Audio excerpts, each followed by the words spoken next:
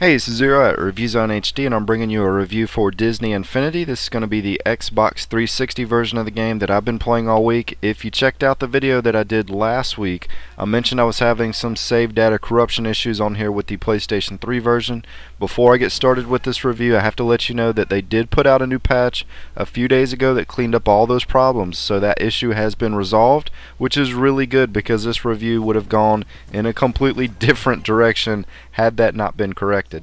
Disney put together an outstanding lineup of 18 characters on release that you can play as on here, 3 of which come in the starter kit. They built an incredible game world and basically hand you the keys to one of the best sandbox modes ever designed with its toy box mode. Now, I spent quite a bit of time designing levels in Little Big Planet a couple years ago, and the editor in Disney Infinity is not only a lot more user friendly, that's going to allow everybody to just pick it up and start building, but it's also just as deep with the amount of customization options that's going to allow you to build whatever you can think of within its boundaries. You can't change the basic functions of this title being an adventure platformer and a racer, so you can't, for example, make your own role-playing game or your own first-person shooter, but you can build some pretty incredible stuff within its limits. As far as playing through the main missions for each of the 3 starter kit areas, which includes Pirates of the Caribbean, Monsters University, and The Incredibles, there are times when the game does have its dull moments in which you may mindlessly do a few fetch quests in a row, but then it's going to throw something at you every now and again that's going to knock your socks off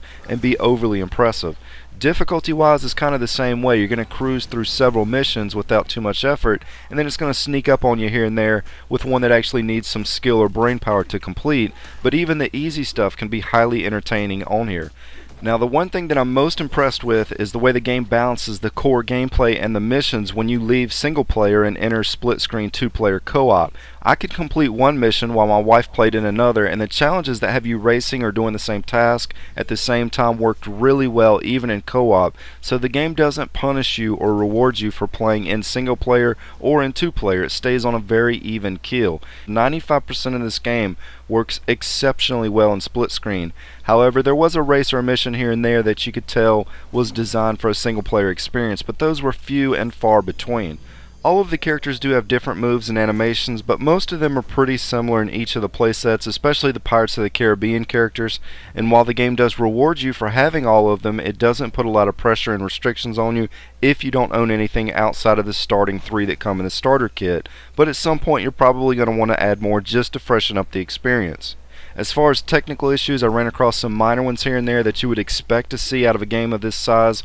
such as certain objects or the computer AI bugging out. I ran across a couple missions that didn't work exactly as they were intended to, but overall the game's really polished, and I only ran into a few small flaws here and there. I did notice more frame rate slowdown or drops on the PlayStation 3 version that weren't as apparent on the 360, but even that issue was barely worth a mention as it only pops up now and again and wasn't a big deal at all. The game and the characters do look and act cute, but not so cute that it makes you nauseous if you're an older gamer like myself, and the dialogue in the script doesn't feel dumbed down for the younger audience. In other words, it doesn't feel like you're playing a kid's game, as it wasn't built that way, but it will of course appeal to the younger crowd. Now, going into this title, I thought for sure that my favorite part of it was going to be the expansion of the Cars world, but I was really surprised at how much fun the Incredibles, Pirates, and even the Lone Ranger playsets were. You're going to get the Incredibles and Pirates world with the starter kit, and all of the playsets feel like standalone games and standalone stories.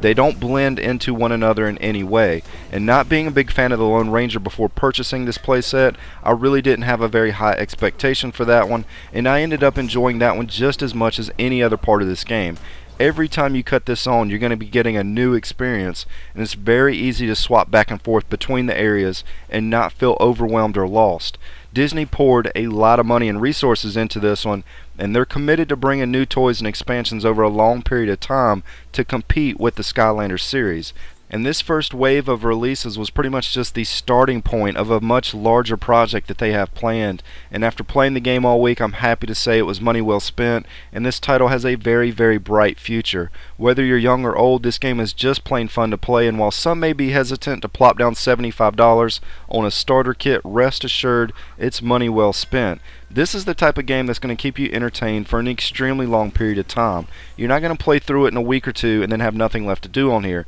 Even if you didn't like Little Big Planet or building stuff in other games, you're going to enjoy the toy box mode on here. And even if you don't like collecting stuff in other games, you're going to enjoy collecting the treasures on here and using your stars to unlock new toys in the vault to use in the toy box editor mode. Pretty much anything you do on this game has a sense of purpose or point behind it. Doing a quick count of how many unlockable toys I see in the menus, there's over 900 that you can use in the editor, and some of that 900 is a set of a specific item, such as the critter packs, which have multiple pieces in that one listing, so there's plenty to work with on here. I've reviewed and played several family-friendly or kid-friendly games over the last couple years, and nothing that I've played in that time period or even before that comes close to the type of entertainment value you're going to get out of this game, and it would be my top choice over any of the LEGO titles for an awesome split-screen experience. I've enjoyed the last few LEGO games and I gave them positive reviews. LEGO Batman 2 and LEGO Lord of the Rings were really great games. But Disney Infinity's gonna be the way to go, even if it costs more to get started, and the starter pack's more than enough once again to keep you entertained for a very long time without ever needing to buy anything extra that goes along with this game. The only part that I didn't get to test out this week is going to be the online multiplayer, so I can't really comment one way or another on how that functions, but this game's been out for a week and I just didn't want to wait any longer to get this review up. I've never recommended anything on this channel if I felt it wasn't worth the money, and this one, without a doubt, without any hesitation, is definitely worth a day one purchase, even with a $75 price tag. You shouldn't be disappointed. This is Zero at ReviewZoneHD, and as always, thanks for stopping by.